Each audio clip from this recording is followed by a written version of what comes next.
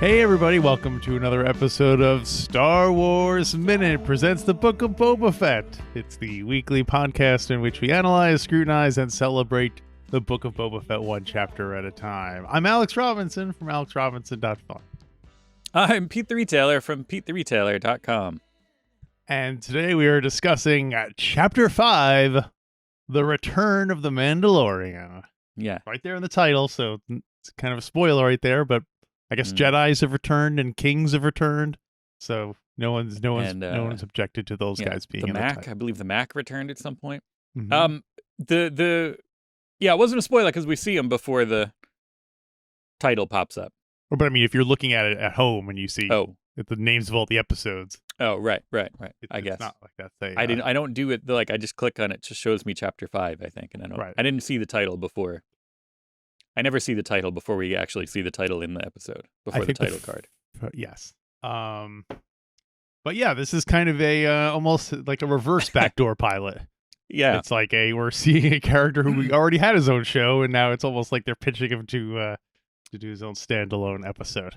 It's it's the Book of Boba Fett now with 100% less Boba Fett. Sir not appearing in this film himself. Although I was surprised to see he still gets, top billed at the end. It's like starring Tamara Morrison. I was like, really? Yeah. Because unless you watch the previously on, yeah. I mean, well, let's take it as it plays then. Yeah. I think it's funny that it seemed like when Mandalorian was on, everybody was like, oh, should have been a Boba Fett show. And then it's like, at the end of the Mandalorian, it's like, all right, we're making a Boba Fett show. And everybody's like, yeah. And then they start watching the Boba Fett show, and people were like, I wish this was more like the Mandalorian. And now it's like, all right, fine. It's like, abortions for some, miniature American flags for the others. It's like, it's like it's like, all right, well, what if we have, it will make a Boba Fett show, but we'll have this episode will just be about the Mandalorian. Yeah. And it's like, well, we should know by now. Lucasfilm should know by now, and the fans should know by now that no one knows what they want, and then sometimes they get stuff and that they think they wanted it and they don't want it, or the opposite, they didn't think that, and you know what I mean. Right. Yeah. It's a losing game trying to give the people what they want. Exactly. Don't go chasing that dragon. Also, don't go breaking my heart. They should go chasing is a Clatoonian guy who's wanted for owing some money. Yeah, that's where we catch up with the Mandalorian, I guess we should call him. He is attempting to retrieve a bounty on a guy who works in a meat market. Yeah. It's a little bit of a Sopranos vibe. It's like he goes to the pork store and goes in, but he goes in through like the business entrance. Yeah, and the Clatoonian gangsters are all hanging out in the back room. I kind of like it. It seems, like the classic Star Wars lived-in universe kind of thing. Yeah, that was one of my notes. Going to get another crime lord who sits on a throne and is right. I mean, it's essentially the same scene. It's just a different setting, which is fun. Yeah, right. What'd you think of I wasn't crazy about the Clatoonian, the main guy. Like with the prosthetics in there, it's always tricky to do aliens that have kooky teeth because it sounds weird when you have it. It always reminds me of like Star Trek. They would always have aliens. Humans, come to our planet. It's yeah, a little bit, but I do like that I like that there's variety. That all the ones look different. It wasn't just the same Don Post mask on a bunch of different guys. Right. Yeah, they were all unique looking. And I like, although there's a little bit of, I get what you're saying. It is a little Star Trek, but that's I think the nature of. You can't get around that, I guess. Yeah. It's going to be like that a little bit. Do you? I was not able to find any cast information for this episode. Do you know if that? I assumed the main Clatoonian guy was like, oh, that's so and so from Deadwood, or that's so and so from Saturday Night Live. Yeah, I saw his name, but I forgot what. Oh, it's Josh Gad. As long as it's not, what's his name? Who's the late night guy they put him in every, James Corden. As long as it's not James Corden. Stop putting him in things. Yeah. Nobody likes him. it is. What's that? Kaba Buys? Yeah, Kaba Buy. Kaba Buy. Oh. Maybe it doesn't have. I thought it had his in the closing credits. I feel like in the closing credits, I feel like there was like he was, rest of cast in order of appearance, and I think he was one of, but it didn't. I don't think it was somebody who I It was not. It wasn't. recognized. It wasn't. Wasn't like Dak Lance Shepard Bass or something like that, or yeah. And we get to hear the Mandalorian, the classic line, "I can bring you in warm, or I can bring you in cold," which I kind of forgot was a catchphrase of his until he reset it. He's so like, remember? Like, oh, right. Right, you say that. That's the thing I say. You pull the string on his thing, and then as it wound back in, I can There's bring a you snake in my boot. Before he, it's like, well, it's almost like, remember the things I used to say before I became a dad? Like, he's like getting back to being cool, like hey, we still, this is where the cool kids still hang out. And then my next note, I would have had it as a note, essentially, should have had it as a note. I should have. Well, it was going to be a note because I was thinking about it this past week. I was like, well, now that we're over the hump, we're past the halfway point in this show. I was like, it's kind of, it's had its ups and downs, whatever we think about it. Like, I was like, it seems like I'm happy so far that seems like we've got a show with no lightsabers. And then I was just thinking about that during the week, and then I was like, oh, you know what? Show with no lightsabers. At least, Boba Fett, there doesn't seem to be any, like, so far there's no way that, there's no setup for that. There's no way that we don't have a thing where it's like, oh, that's where the lightsabers are going to be. You know what I mean? And I've been fooled before, and here I am fooled again, because here he shows up, and it's not only is it a lightsaber, it's my least favorite lightsaber, the dark saber. Yeah, there was I guess about the halfway point of this episode, I'm like, oh my gosh, Pete must be, when it's all like your quest and there's foretold in heralds, and I was like, oh boy. That's when I checked my email, but we'll get there. Yeah, we'll get there. But before that, we have stuff that I really like. We got I thought that maybe this was they were going to bring in like the wheel from the Marvel comics or the old EU. I thought this was going to be like that gambling space station thing. Yeah. Mm-hmm. But it's not. It's just normal. I forgot what it's called. It's let's see, locations. Glavis. Or Glavis. Glavis.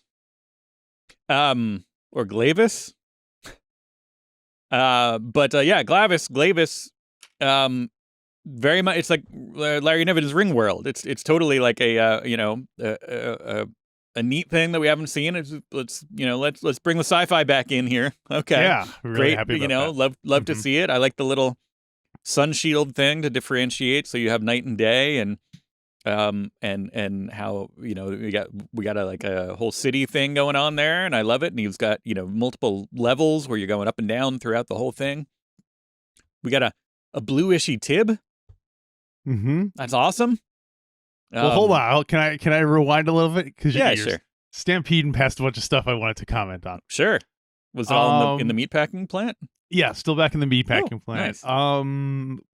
I thought it was unusually grisly that we see him carrying around the guy's head in a bag afterwards. Right. Which, for Star Wars, that's a pretty. But it's like we don't see it. We just assume that that's what it is. But we see him Mando. We do see Mando chop that guy in half on the table. Right. He totally Darth Maul that guy. Yeah. So that I thought was really like, wow, this is a darker Mando. But one thing I really liked about it was that the henchmen there, the worker guys who were hearing all this go on, they behaved like real people did in a situation like this, where they're not going to go and just endlessly in waves and waves just keep fighting the Mandalorian like you'd see in another situation. They're all like, whoa. I thought when he said your boss is dead, I thought they were going to go, yay! Right. Because, that's the times we live in now. Hail Dorothy! But I really like the fact that they were just kind of like, hey man, my name's Gukal, and that's between y'all, because like I just want those Republic credits in there. I don't really care about my boss, so I really like that. Yeah, yeah. And that setup, right? It's like, all right, there's money on the table, you can have it. Yeah. If you just let me walk. Yeah, and then we see that the proving that maybe most people do need some training to use a lightsaber. The Mando winds up scalding his own leg with his dark saber. So just goes to show you have to be trained. Which I like that there, but then when it comes back shortly, and we'll So then we'll get to why I don't like it. Okay. So then we get to Ringworld, Alien Head, and the Lady Ishitib. Yeah, Blue Ishitib. Ishitib speaking part, maybe? I think probably. So. I'm sure in the Clone Wars they've. Yeah, could be, but I do love an Ishitib. Now your children are famous also for loving Ishitib. Is this so Ishitib is a individual, not a species? No, Ishitib is the race. Oh, is the race? Mm-hmm. Okay, because wasn't there also a good Ishitib and a bad guy? Wasn't there a rebel Ishitib? Wait a minute. You're telling me there's good Ishitib and bad Ishitib? Right, some Ishitib that's good and some Ishitib that's a bad. You take the good, you take the bad, you take them both, and there you have the Ishitib. It's there's one in Jabba's palace, famously standing around the Rancor pit. But then there's also one is in the briefing room. Right. In the Return of the Jedi, in the Death Star breakdown. So I'm sure in their Wikipedia entry it says the Ishitibs are a very divided species with having strong feelings. They're either go all in on one thing or they don't just neutrality. So then they go to after they leave the Lady Ishitib, he goes to find little Mandalorian covert, I guess they're called. And there's only 3 of them now. I was confused by that because they were including him in the 3, or they were saying there's only 3 and you. Well, we don't see any others, so it would be weird. There's one guy who just wasn't there. He was always in the kitchen the whole time. Well, yeah, that's what I thought. Maybe he was out doing stuff, It seems, I don't know. I was excited that there was there's 3. We're gonna see another one, but no. Yeah. I mean, as much as I was happy to see, each step, I was thinking okay, and then this, when he goes back to the Ishitib, and it was just here's the, bring me the head of Kaba Bays, he drops it off, and she's like, I got more work for you. I thought that was going to be the Boba Fett thing, and they're like, all right, here's where he links back up with Boba Fett, and then and then it was they give him the information, and I thought he was going to go for each step of the way. I'm like, okay, here's where he meets back up with Boba Fett, and it kept not happening. So I was a little bit okay, where are we going? And I'm like, oh, okay, he's gonna meet back up with the clan, and we're gonna see the tribe, they're called officially now, I think. The tribe meaning Boba Fett and Fennec Shan? No, the tribe guards? Being the armorer and that tribe and Mr. Vizsla. Tribe. I don't like that. Especially because that's exactly the same term that Boba Fett used when he was talking about the Sand People. He said, "Oh, you can't succeed without a tribe." So it's weird now that they're now calling themselves a tribe. Right. Although maybe that'll come into play. Maybe. Because if you say, maybe he'll find a new tribe with, I don't know. Yeah. But I was happy to see them. But then it quickly devolved into what I don't like in this kind of, codified fantasy BS that I don't care for. Yeah, it was really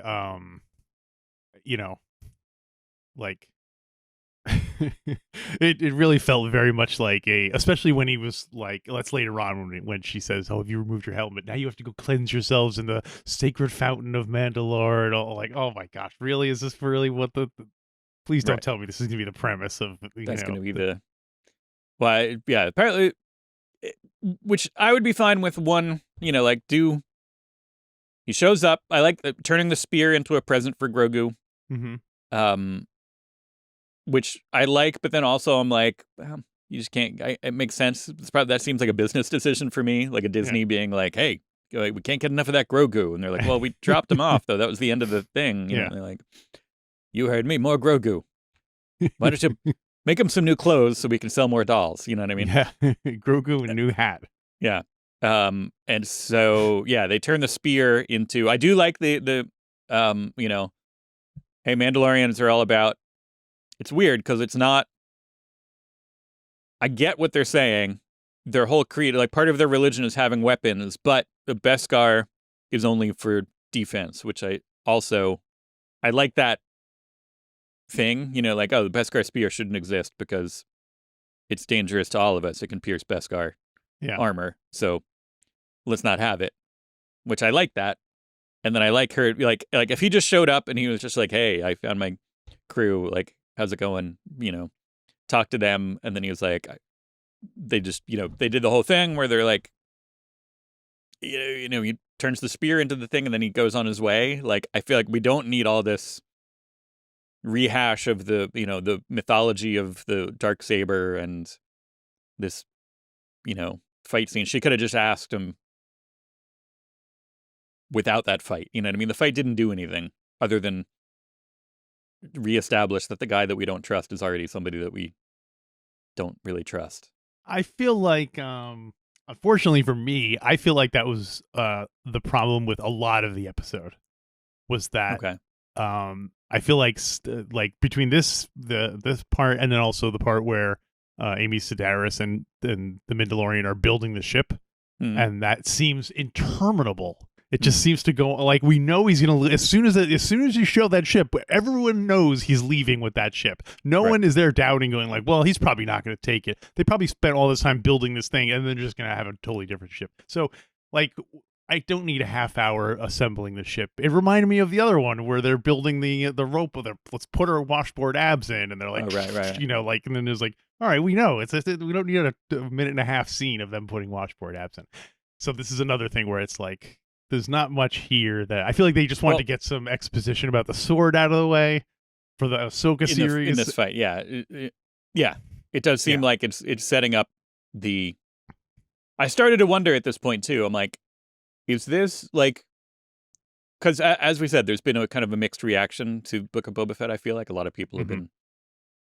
And so I'm wondering if, essentially, if this was like the first.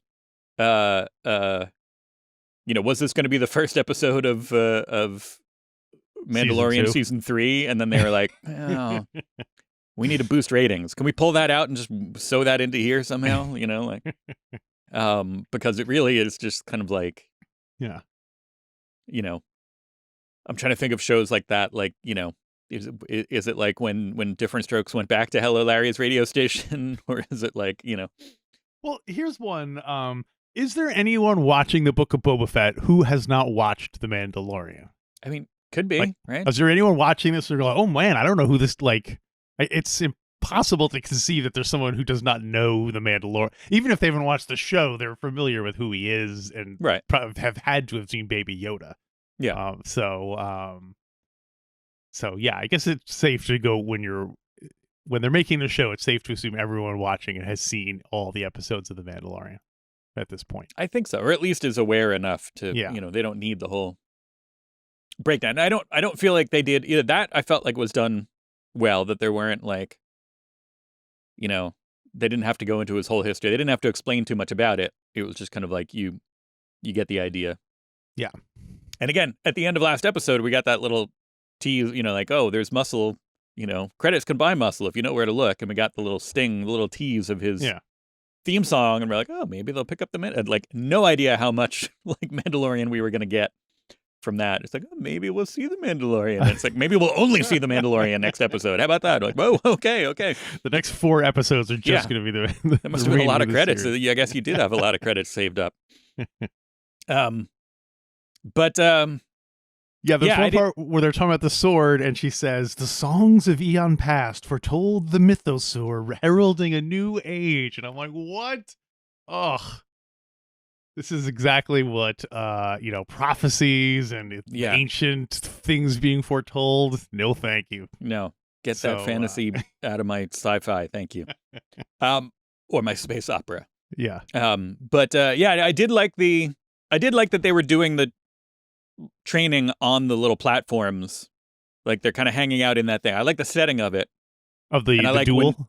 When well, more so the training. Like when again, I don't want the light dark saber in there to begin with, but when they're doing that training part with the armorer and the Mandalorian, and they're doing it, and she's got she's got her tools and is blocking everything, and she knocks him off, and he just flies back up like a I like that setup.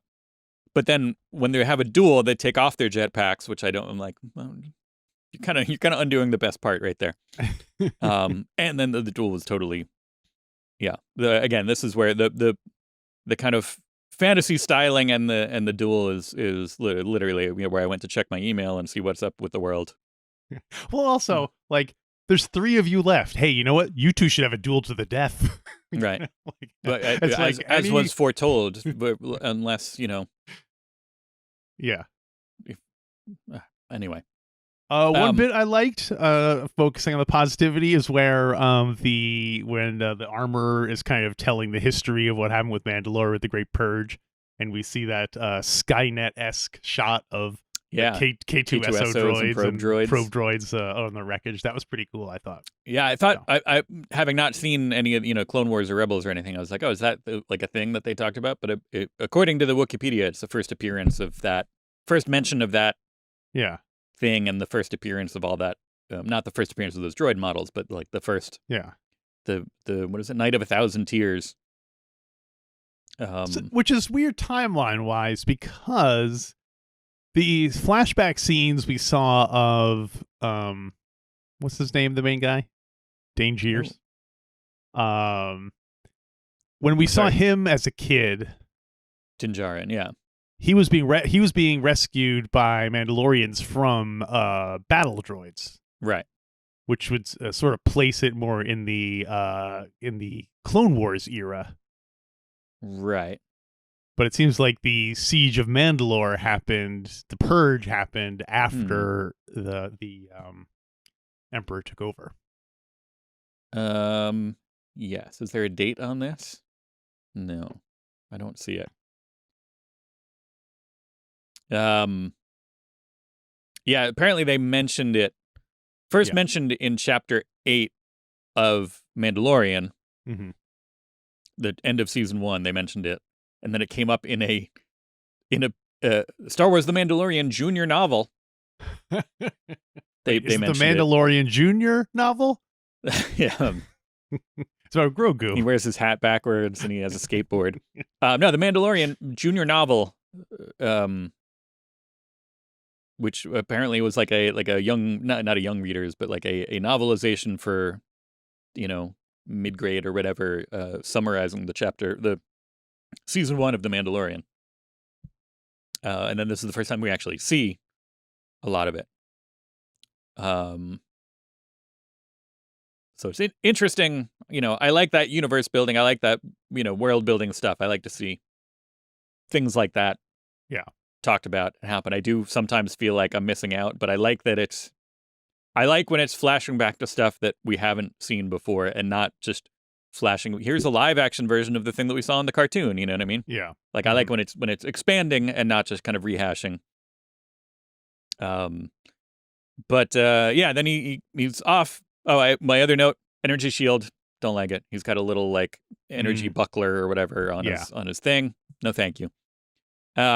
So do you think, that whole scene where they're dueling over the sword, and that's Jon Favreau, right? And that's Get Up?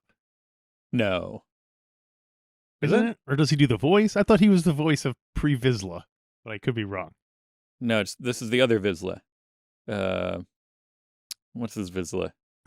Paz Vizsla. Paz. Yeah, and it's not Jon Favreau. It doesn't look like him to me, but let's see, behind the scenes. And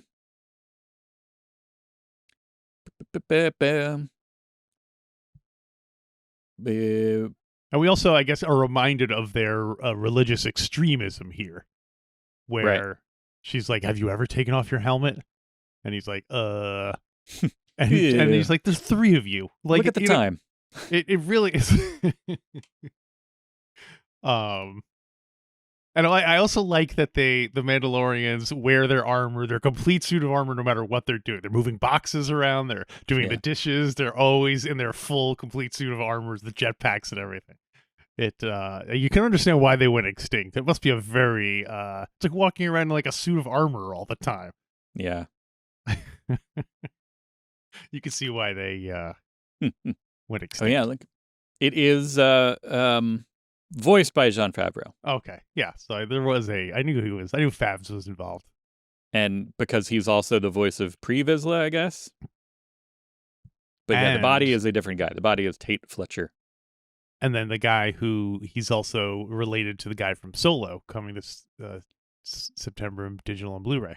That monkey creature. Didn't Jon Favreau also do that? Oh right, yeah. So Rio. So they must be related because they have the same voice. Oh, it could be. So Rio Vizsla. Yeah. Is there a Rio Vizsla? Yeah. So anyway, let's get out of let's get away from the stuff that we don't like, and then we get to Mandalorian flying commercial, which I do like. And we get to see a new Rodian. You must have been excited about that. Yeah, a little boy Rodian. Oh, is it a boy? I think so. I thought it was listed as maybe not. Maybe I'm. Is it Greedo? That's the question I always have to ask. No, of course it's because this is like after Return of the Jedi, right? So maybe it's. Well, I mean, Baby Yoda is a baby, so why couldn't Greedo? Baby Greedo. Baby, it's like tween Greedo. Maybe this is Greedo's or Wald's nephew. This is Greedo's family, and they're out. They were just hanging out, because they're from Tatooine, or at least they were living on Tatooine for a while, right? Maybe that's Greedo's son. No, it wouldn't. How many years later would it be? Well, I don't know. 9 years after Return of the Jedi. This is 9 years ABY, so Greedo will have been dead for a little over 9 years by this point. He could be Greedo's kid. Maybe. Could be. Yeah. The kids seem like they're 10. Also, we don't know how Rodian's age. Yeah. You think he's doing it? You think he's doing a Benjamin Button this thing? He's going backwards. Oh, this is actually baby Greedo. It's a regular mirth. But yeah, little Rodian on the thing, and I like that. I like flying commercial. I like that he's got to check in all of his weapons. And I also like that it didn't it was just a hassle thing. It was like a little, almost like a joke. Like it didn't pay off that it was like, oh, there's something missing, and then that had to be a whole thing. I like that it was just. I like that it was just like, okay, I checked everything, and then I got to get it back when I'm done. And it was put there by the airline industry to kind of make people be compliant. Like, see, even the Mandalorian is following the orders, and he got everything back. Right? That's what the TSA is just like. See, you're good. You got us back when you're done. But yeah, and I love anytime you got a commercial flight, so you got the guy from Star Tours, you got the Rex. Mm-hmm. In charge of everything. And it's weakened somewhat by the fact that we saw him every single episode as in the casino. It's true, yeah. If we didn't if we had just kept him to being his two jobs now are like shuttle pilot and DJ, right? Yeah. So if they would have just had him, yes. The more you come back to these things, the less special and fun they are. But this at least in his natural habitat. And I gotta give them credit for not shoehorning Max Rebo into the background. So don't look at the things that you don't like. Appreciate the things that he didn't put in. Yeah, is this our first Rebo-less episode? I don't think so. We reached our Rebo maximum. Well, speaking of shoehorning returning guest stars, that does really make me want to do like Max Rebo in like a digital thing with lines going behind him, like a Max Headroom, Max Rebo thing. Wow. Anyway, that down. Yeah, Max Rebo, Max Headroom. But yes, then he's like, he's got to go. He wants to meet up with he's got a present for Grogu. I do love that I like that they, that when she made the thing, which we all we saw was a little link, so we're assuming it's like a little chainmail shirt or something. Oh, adorable. And that's a problem though, is buying him when you're that small. Yeah, well, he doesn't even get that big though. You know what I mean? With the Yoda, he takes it for a long scale time. Of he'll grow into it. He'll Grogu into it. He'll Grogu into it. And I love that she ties it up in a little hanky, and then when he's looking at the hanky, it looks like a Yoda face. Like it looks like his face. Like that's a nice little touch. It's not it's dumb, but I loved it. I'm surprised it wasn't in like a specially made case that when had all. That's what I'm saying. I like that. I like that she's just like going to tie it up into a little thing because they're they're even though it doesn't look like it, they're down on their luck. Even though they have all their stuff with them. Yeah. It looks a little too small, however, to be a complete Mandalorian set of armor. Unfortunately. No, I think it's just a shirt. I think it's just a. You think it's just like first, a mithril shirt? She started banging the spear thing, I was like, are they going to make like a little helmet with ears? Because she's like banging like the head of the spear. Yeah. Totally looks like it could be. But no, I'm as far as I can tell, it's like a little tunic or shirt or it's a little tunic for me. Yeah. How Nick is it? And then she goes back to visit Space Amy Sedaris. Amy Sedaris. It's so like, I don't know. Again, it's so much the like, let's play with the toys that well, Space Amy Sedaris is like fun to get back to, and then it's like literally like hey Treadwell, hey R5D4, hey like all the things of. Let's call the Jawas over, and it's totally, I'm loving it. I'm still digging it every single time because it's, it's familiar stuff that I love, but it's also a little bit like, okay, like I love universe building, and I'm happy for anybody who gets the same feelings that I'm getting from like, Amy Sedaris being like, hurry it up, Treadwell. Like if you're getting that from the Darksaber stuff, great. I'm happy for you, but like something for everybody. This was so refreshing to get away from that stuff into this conversation. I also like that they introduced that kind of new, almost looked like a Scout Walker kind of droid. It was on 2 legs. Yeah, that's from. Of course, it's always from something. But what I like about it is that to me, it symbolized the off-brand toys that you would sometimes integrate in with your Star Wars toys. It's like, oh, that's from Buck Rogers. It's the same scale, so we'll just use it. We'll just mix them in there in the same thing. So, like, it should have been like a like a Fisher Price person totally. or something. with his arms locked in that forward thing. Little Frankenstein pose, or like a wind up, like my Treadwell was a wind up robot, like the little wind up, like with the feet that go, or putting like a Buzz Lightyear like Treadwell, but Buzz Lightyear. They should. Oh yeah, there you go. Tie-in. And it was a BD unit. There you go. Yes, that's what. And apparently they were BD. in. They first showed up in Star Wars Jedi Fallen Order. But then. Apparently, which is a video game, and then but in Dr. Aphra, they're the comic. They're all over the place. So, speaking of things that are all over the place, I know either last week or 2 weeks ago we made a point of saying we have never seen a Womp Rat in Star Wars. Exactly. So because I think they're hunting a Womp Rat here, even though we never actually see it. No, I think this is still a scurrier. Really? I think.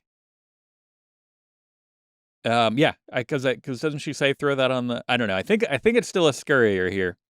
Okay, because it seems a lot bigger than. I mean, at one point it's dragging her on the ground, which made me think it was bigger than.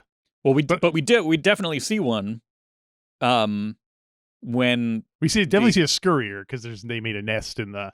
Right. In the thing, but I don't know true. if this so that, I was like, she did say scurrier, and I thought that was that, but maybe that.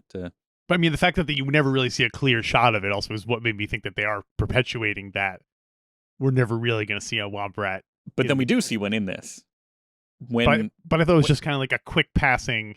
When he takes it, when spoiler alert, but when he takes his test flight and he goes to Beggar's Canyon back home, he blows by a Womp Rat. Okay. So there you go. Yeah, this is where it just starts again. I love universe building. I like it when they do new stuff, but there's so many. This is just like reference upon reference of like tickling the little Star Wars neurons, and I'm like, at least it's tickling the things that I like here, but still, it's very. It's treading water in beautiful Star Wars nonsense, which I like, and I enjoyed it. But I can also see where you could use my previous criticisms against me here. But also, like, I was just thoroughly enjoying most of it. I was like, when she pulls, pulls the thing off. First I was like, is he going to drive around in Jennifer Grievous's car? Like, I thought it was the Jennifer Grievous mobile, but then like it's an N1 Starfighter, and I was like, well, that's cool, like in a sense. And there's a lot of kind of, I don't know, it's just nonstop kind of technobabble, and like nostalgia dips and dots, but at least it has a plot to string it together. And like the technobabble does get a bit much, that there's whole scenes where it's just like, where did they get a reputational gamma transmitter? I plugged in your gobble larger into the and like there's don't some worry things about it. The metallic thingamabob will keep out the photon particles. It was just, right. Yeah, they should have. This would have been a great place for a LeVar Burton cameo.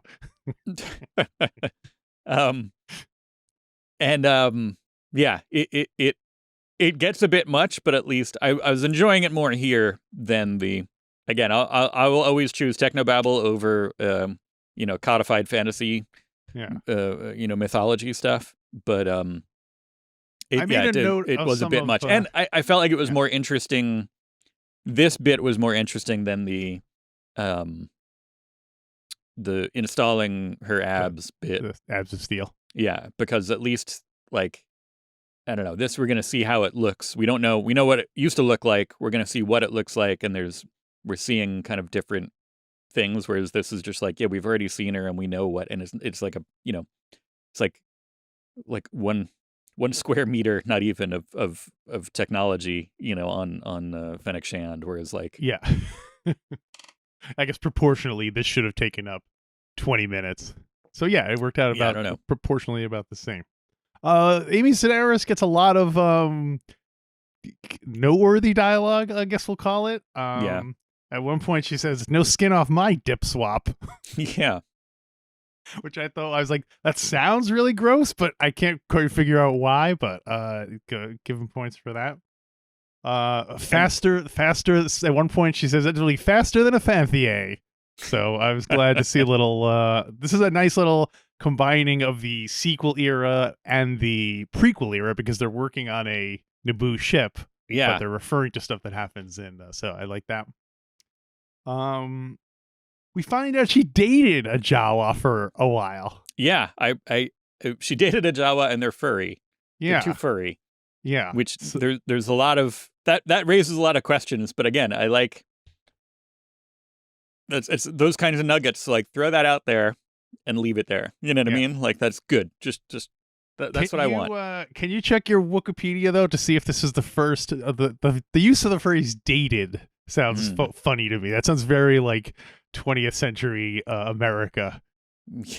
That's true. But I wonder if dates, has anyone ever gone on a date in Star Wars before? I guess dated is a much more polite way of saying, Yeah, everything I look for, like, if I look at Wikipedia for dating, it's just like, oh, you mean the ABY, BBY dating system? I'm like, no, not quite. Do you think that's what she meant? She meant she dated a Jawa? She looked and he goes, that guy's probably about 10. I'd say he's about 4 BBY. Yeah, I don't know. Sons? I'm looking for different, I don't see, there doesn't seem to be anything about dating that I can find. But there we go. Yeah, now I have to. We dated. Scouring my mental. I'm like, do we hear anything about dating? We did hear about boyfriend. Yeah, boyfriend. He was my boyfriend. We also get to see Amy Sedaris speaking Jawa. Yeah, I don't recall us ever seeing a human do in Star Wars land before. Even Uncle Owen spoke basic to them. Right. So, which, I mean, I think it's a courtesy. Most of them understand, it's business. They have to understand basic for the most part. But business. If you can pre-business, if you can talk to them in their own language, they appreciate it. Yeah, they probably give you a better deal because they think you're savvier than. And also, something is as smooth as a Gonk's Scompjack. Yeah. Smooth as a Gonk's Scompjack. That was a little, again, it's It's balanced. It's totally the type of thing that I could be like, I could roll my eyes at, but at least it's not using all the same stuff. You know what I mean? Like, I hate it when they do that and it's all just like, yeah, all right, Bantha, Jawa. Yeah. So mix it up a little bit and throw in your colloquialisms using, a little bit of stuff that we recognize. Sure, I like that. I could easily, again, feel free to use my previous, arguments against me, but I like that. That was old Pete. And they also he was like, hey, can you find this for me? And they come back with the thing from the trash compactor, which originally was just clearly, like a cardboard tube with bubble tape wrapped around it. Not bubble tape, bubble wrap taped around it, not bubble tape, the bubble gum. Bubble tape wrapped around it. Yeah. No. Bubble, yes. But I love that they had to get one of those, and then we find out, what that was. It's a little bit, I don't know. Like, here, at least, they're already getting parts for stuff. Yeah. And he's doing that. Again, compare and contrast with, why didn't I like Finn holding up the remote in Force Awakens? Why is this different? I don't know. It's just, it hits different. Yeah. So I made a note here, and I think I think my principal not objection, that sounds too, it's my complaint about the scene is that it seems like the opposite of what the original Star Wars principle, which was don't do any lingering shots on ships, don't do any like the audience should just get quick glimpses of stuff and not really quite know what they're seeing and stuff like that. And so we didn't need a 20-minute scene of them building putting the ship back together is my point. So anyway, that was my I enjoyed it. Yeah, for the most part. Different strokes. I didn't I was fine with it, especially because I was wondering what it was gonna turn into, what it was gonna look like. I like the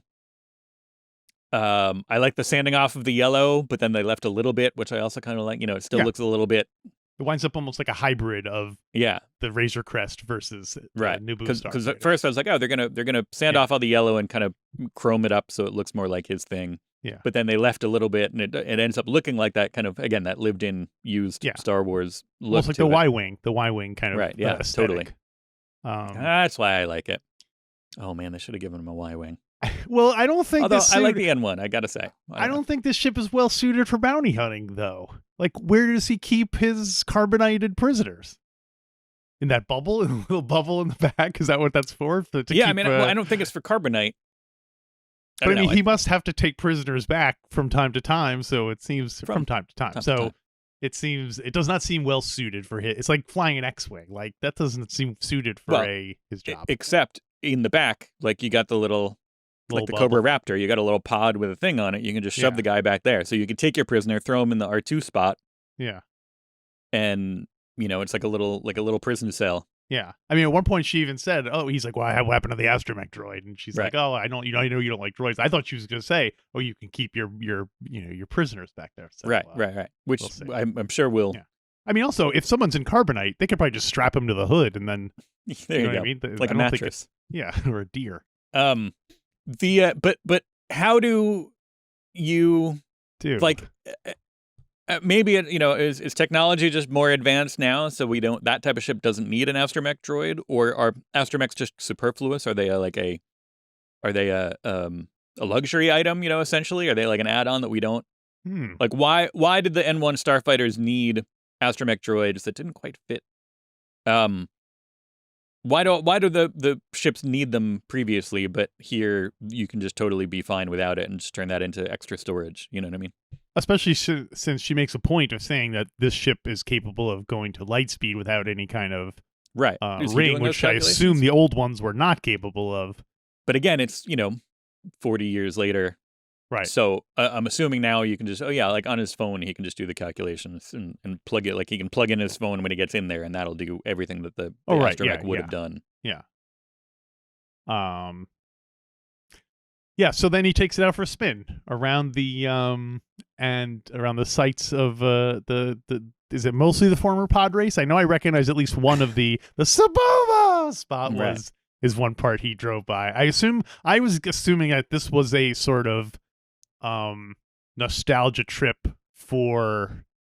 I remember when he first got to Tatooine and they recreated a lot of the same shots as in A New Hope, where he's in the cantina and he's out. I feel like this is almost like a similar thing where we're seeing famous shots from the pod race, but that was a long time ago. I blocked a lot of it out, so the listeners will have to tell me if I'm accurate. I was trying to figure out if that was like. Granted, it's a lot of canyons, so they all kind of look very similar. But there's definitely that one with the ramp where the guy goes Sabova is definitely in that one shot. So which I was like, wait, was that Beggar's Canyon like in the Phantom Menace? Like was that like again the separation between Mos Espa and Mos Eisley is confusing to me. Yeah, and yes, apparently that Beggar's Canyon is part of the Boonta Eve Classic racetrack, and then. When there's not a race going on, then teenagers, ne'er-do-wells, hoodlums would go just drive through it and do their land speeders and skyhoppers through it, and I guess that makes sense. But space, like the location of if that's the capital city essentially, if Mos Espa is the big city, Luke's been there. Luke's been close to it enough. You know what I mean? Like I guess you don't want the racetrack. Too close to the city. So I guess the Boonta Eve Classic is a little bit far away from Mos Espa. Like it can't be right in there. Like in New York, like any kind of, racetracks and stuff like that are a little bit out in the burbs. Yeah. So maybe, sense. I'm just trying to, it's not a complaint. I'm just trying to parse where everything is laid out and how Luke can be as rural as he is and yet be so close to essentially the, city that we see. Yeah. But yeah, I liked seeing all that stuff in there. Again, it tickled the neurons. The Star Wars neurons were firing. My synapses. I was like, oh yeah, look, oh. And then he pulls it out into space. I like the shots of going. Like we don't really see like going from. I thought that was really cool. From surface to space very often to sort of see the whole thing. As much as I like the Rodian, it was a little bit goofy to have him go back and see the same Rodian on another, like, where's that Rodian? Why is he still on a plane if he was on the plane together? Like, is he going back home already? What's going on? He wasn't. Well, I figured must have taken him some time to put the ship together. That's true, yeah. So that is even more like, well, why is he on the, I don't know. I think he flew to every ship just hoping to find that one Rodian. Right. Although it did make me a little think of Superman the movie a little bit, and so I was like, I was going to say the same thing where he sees Lois Lane as a kid in the So I bet if they ever do any more sequel movies, we're going to see that Rodian, and he's like, when I was a kid, I saw this ship, man, it was cool. It was Wizard. Yeah. Then he gets back, and she's like, how was it? And he's like, Wizard. I'm like, wow, all right, I like it. Let's bring that back. It seemed very much like a reclamation of a lot of again. Both physically, they're kind of restoring and reclaiming a thing, an artifact from the Phantom Menace. Yeah, and then like just a lot of the vibe of it seemed to be that. Yeah, reclaiming and reusing. It's like, hey, you know what was good? These chunks from the Phantom Menace, and it's like, well, yeah. Like as somebody who, again, I like the Phantom Menace, so it appealed to me on that level. Mm-hmm. Yeah.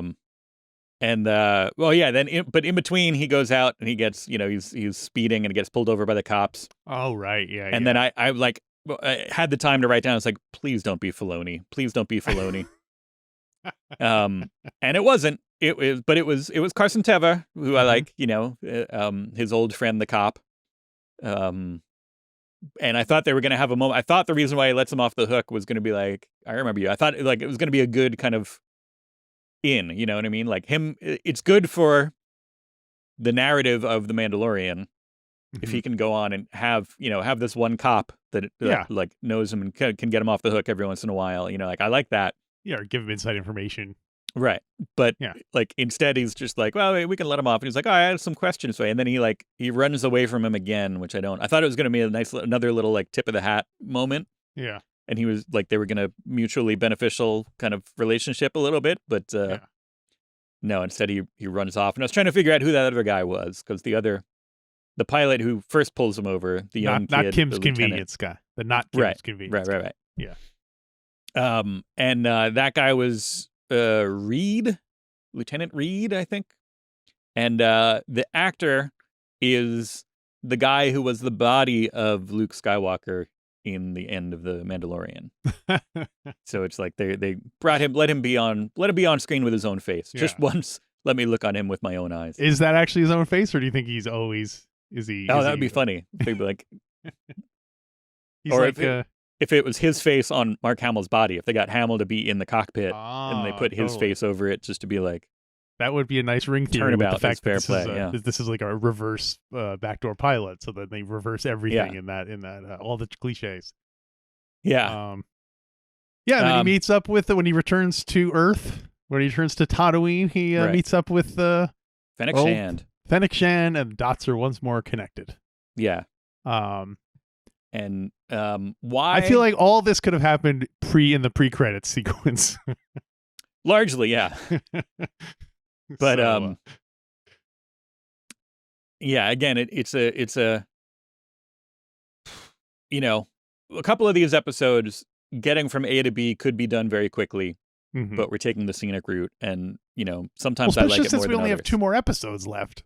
Like, to spend a whole episode just on him building a ship and basically getting hired, seemed like a lot of seemed that indulgent. Also that got me thinking again. I don't thinking behind the scenes is often a futile at best, or a losing battle from time to time. But I was thinking, like, well, 7 is an odd number, literally, of episodes to have. Like, and then watching this one, I'm like, oh, did they just do 6? And then they were like, well, let's throw the Mandalorian. Let's do a Mandalorian episode in this one, so we can kind of weave it. Like what? Because it's like 6 episodes of the book of Boba Fett, right? So was this like an add-on? And they were like, oh, you know what? Let's do, if we can get some of the exposition in there for Mandalorian, some of the setup for the new season in there in an episode, that would be great. You know what I mean? Like, but at least the Ahsoka one, as much as I didn't really care for that episode, like, it was Ahsoka and Mandalorian doing something more or less together. Yeah. To kind of set it up. Whereas this one was like literally, like at the end, it was just like, oh, he's just not in that at all. Like, I thought, she was gonna meet up with him or something. Like why didn't he show up to recruit him? You know what I mean? Like, I don't know. It's an odd thing to just not have the guy who the show is named after in the episode at all. But it's not a complaint. It's just an interesting, like, oh, all right, well, sure. Maybe it was I don't know. Was it like they were all filming the flashbacks at that time, so that's why Morrison wasn't available? Could be. Who knows?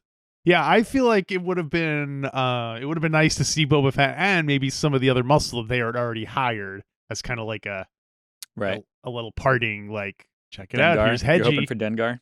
Oh, Hedgie, yeah. Forget Jackson. I'm a Hedgie guy now. Right. So yeah, you had to go deeper. Yeah.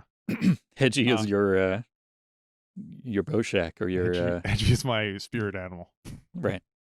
Spirit manimal. So I guess now we're setting it up for they got one of the muscle guys. So every episode, I think the next episode should be them recruiting another guy, then the 7th episode would be another guy. And that's it. Before, I thought you were going to say they were going to train and vein us, and there was actually 8 episodes, but they were trying to trick everyone thinking there was only 7. And then they'd be like, no. No, I think that it was 6, and then they added 1. Right. But yeah, I mean, I guess it's going to be kind of like if the pattern of the Mandalorian holds. Mm-hmm. That then it's basically going to be like a 2-part finale, the next 2 episodes where they get there. Wow. It's just going to be them fighting the mayor. No, the Pike. Remember, the mayor they already said the mayor's just kind of like, the mayor's guy was just like, it's the Pikes. Yeah. Like, all right, fine. Does this mean, well, though, fast forwarding a bit, once they wrap up the Book of Boba Fett, Does this mean the next season of The Mandalorian is going to be him trying to get back to go to that sacred fountain to cleanse his chakras or something? Yeah. But anyway, well, it could be good. We'll see. He's got to drop off Grogu's new shirt, and then he's also going to find the fountains. And I think in finding the fountains, he might learn a little something about himself on the way. Turned out the real Beskar was the friends he made. Yeah. No, but I think we're basically going through he is learning about himself and discovering, the adventures that he had. Maybe it's not the way. The kind of fanaticism that he was raised in, as much as it served him growing up, maybe the real world doesn't always work that way. It's weird because I can't tell from the makers of the show. I can't tell what their feelings are towards the Mandalorian fundamentalists who don't take their helmet off, because the way the music cues go and their dialogue, I feel like they're projecting them as, oh, we are a noble, like, good thing. Like they're seen as like a honorable thing, as opposed to being crazy religious extremists. Yeah. So, like, him coming to terms and being like, you know what, I don't think I want to be a Mandalorian. The show doesn't seem like it's setting up that as a positive outcome. Like, you know what I mean? Yeah. Yeah. Like, if this was some other thing and this guy was being raised by religious extremists in a different situation, would be like, this guy needs to get away from these people. They're nuts. But in this situation, for some reason, we're all like, yes, he should go on that quest to. But I don't know. Like, he every time he goes back to the tribe, he has a hard time, basically. Right, but the music cues and that stuff make me think that it's a hard time, but it's because it's making him grow and it's challenging him and making him go on quests and stuff. I don't feel like they're setting up the armor as a bad guy. No, as a villain necessarily. But it's also, I think, not. Could be. Although, we did get a little soupçon of that when he was fighting her in training. Maybe that could be a. Yeah. But he was fighting the sword. God.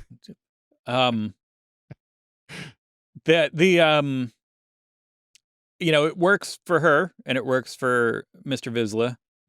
Like, and I think that's going to be, that could be the realization that he comes to. It's not like, oh, this is bad for everybody. It's just like, you know what, this doesn't work for me. I have to move on. You know what I mean? I don't think it's going to be like, oh, things are,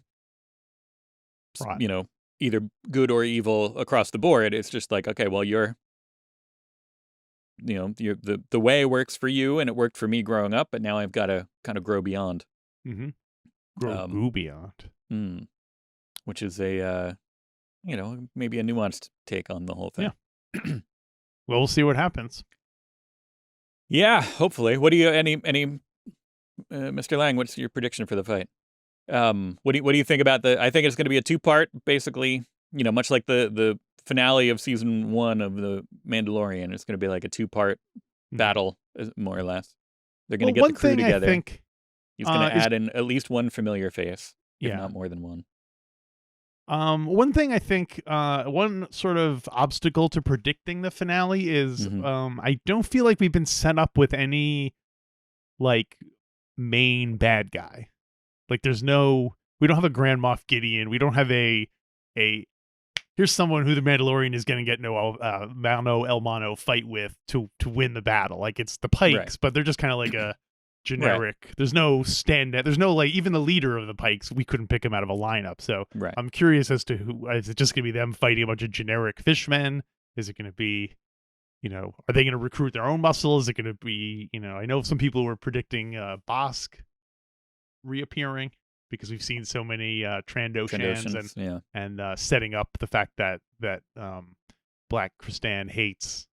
That could be the Legolas and Gimli of this finale. I was going to say that would be the Phasma and Finn of the finale. No, I thought Bosk would be on Boba Fett's team. I don't know. And then so Krrsantan and Bosk would be like Legolas and Gimli. They would be like at each other's throats. They would learn to appreciate each other and work together. But there doesn't seem to be enough time to set up an arc like that already. You know what I mean? Well, that's the main like the first half of the next episode is going to be setting up the crew and getting these people kind of and then the battle's going to start in earnest in the second half of the episode, and then things are going to look bleak, and they're going to be like, how are we going to get out of this one? And then it's going to be continued on the finale. I think they could bring back Tusken Warrior Princess, Bosk, one other reference, somebody from, either the comics or the cartoons. Could be Cad Bane, could be or is he still alive in this scenario? I don't know. Or a Singh, like you said, Hedgie or Jackson. Well, plus you got a bunch of Mandalorian. You got Grief Karga. You got a bunch of other, sidekicks from there. Frog Lady. Yeah, but they're not fighters. Those people from the village who were scared of the. Don't even mention them. The I think Mandalorian might be the only one from Mandalorian. I think we're going to pull from other sources. What about, you don't think Starbuck? Bo-Katan? No. Ahsoka? She's definitely going to be in season 2 of The Mandalorian. That's going to be, because they brought her up and they brought up the whole mythology of the sword thing. She's definitely going to be involved in him getting, and we'll probably see a live action Saltine and all that stuff. But that's getting ahead of it. I think within this, it's just going to be strictly like, again, it's the playing with the action figures. We're going to pull out a couple of the, I think. Do we get more than one from the lineup? I don't think so. Maybe not. Did IG-11 survive the whole thing? No, he heroically went out in a blaze of lava, right? Destroyed by the Empire. So we're not going to get. So I think we'll get. My predictions are Bosk, Tusken Warrior Princess, Dengar, maybe somebody from the comics and or the cartoons. I forget. I guess I forget if what's his name is alive. Toro Calican? No, who was the bounty hunter who we saw dead in The Rise of Skywalker, but who also shows up. He's also in the comics. The bounty hunter we saw dead in The Rise of Skywalker. They found his ship, and they found the skeleton in the ship. And they're like, "Oh, that's so and so." Right, Ochi of Bestoon. Ochi of Bestoon. I don't forget if he's alive at this point or not. So we'll have to find out. But that would be exciting. Yeah, although I feel like they're more going to take from the Filoni-verse than, right? People are going to say all sorts of Bad Batch characters might show up. Also, all sorts of. I bet we're going to get Tobey Maguire. We're going to get. Everyone's going to show up in this CGI Harrison Ford. Right. It's going to be a. That's the question: is are they saving some big bomb that we would never expect for the bomb of Boba Fett? Yeah, for the bomb of Boba Fett. I mean, so for the finale to get everybody talking. Yeah, and some to get everyone talking and to get some hype for it. Do you think at this point, given the reaction, that there will be a season 2? Did they already announce the season 2? I don't know that. I don't remember if. I hope not. I'm fine with Boba Fett going back to being a supporting character in The Mandalorian. I don't know. I thought that maybe there was an announcement for it, but I guess not. Will there be a season 2? They've described it as Mandalorian season 2.5. Disney and Lucasfilm described it as Mandalorian season 2.5. The Book of Boba Fett. Book of Boba Fett. Yeah. So maybe they're not going to rush into that. I thought I saw there's something about an announcement, but I guess that was just an announcement about the next season of Mandalorian. The next announcement, which great. And maybe do a different. Hey, I would absolutely watch. Space Amy Sedaris show. Had different people coming through that she's got to fix their ship and talk. She's like it'd be like Cheers with Amy Sedaris and the bartender and. It was a very I know you didn't. It was too long for you, but I also thought that it was very. I bet George Lucas liked that episode. You know what I mean? It's very much like Hot Rod, kind of like like putting the car together, talking to shop in Tatooine, which is from the stuff that he. It was more. Yeah. It was pulling at the DNA Well, I was wondering about that, whether this is just it's just not for me thing, because clearly there's people who love watching shows about people building automobiles and stuff. Right. And they're all in, so I don't know. So maybe people who are gearheads, although I don't know, it seems weird that it's fictional gear. It's not like it's all made up stuff. So yeah, so I guess they just like watching metal parts. Kring! I guess. I did like the, him conversing with the new droid. Where he was just like, where does this go? And they he's really scanned it and then projected where it goes, which is his experience with Grogu seems to have taught him empathy with at least smaller droids. Well, but he's useful. Yeah, he's got if there's if it's a useful tool. He's a utilitarian friend. Also, shout out to all the different aliens that we saw around. The show's been good with this. That it's not again our complaints about some other stuff. We always see the same aliens, and granted. We had a Rhodian featured, but we also, we saw the Niktos, we saw Ishitib, Jawas, Klatooinians, Cascadag. I beg your pardon? Yeah, that when he gets into the elevator, where the Cascadag, which is from the sequel trilogy Alien. There's one in Canto Bight, and there's one in Maz's Castle, I think. Wow, so it's like a new form alien. Yeah. I saw briefly there's a Chadrafan, a Cabe. Mm-hmm. Apparently there's a Gran in there somewhere. I didn't see one of those. A Gran is the Reyes, and there's some squid heads that I didn't see, but and there was Snaggletooth that I didn't see. This is all listed in the thing. I didn't see a Snaggletooth. I think because those two. Yeah, I think in the port. I think is where you saw a lot of these aliens walking around. Yeah, I figured either in the ring world or in the airport. Yeah. But it's a good. I like them. I like them using their whole box of paints there. Yeah. Well, plus I guess every time they're building up a bigger library of alien masks and puppets and stuff like that, so they can just keep recycling them over and over. So. All right, I guess that'll wrap up chapter 5. Yeah. In which we saw chapter 5 with an asterisk, where it's just like, I liked it, but it wasn't an episode of the Book of Boba Fett. You know what I mean? It's like, what do I give this? Yeah. But we are building up to the finale, so which could start next week. Mm-hmm. It would be hilarious if next week was another kind of. We don't see Boba Fett. We got a better term for like a reverse backdoor pilot. But a front door pilot. A front door finale. No. Anyway. Yeah, it's a weird. Yeah.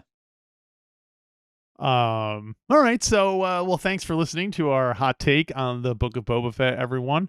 Yeah. If you enjoy the show and you don't already you should check out our podcast, Star Wars Minute, where we go through the Star Wars movies 1 minute at a time, a much more in-depth analysis than what we are providing here.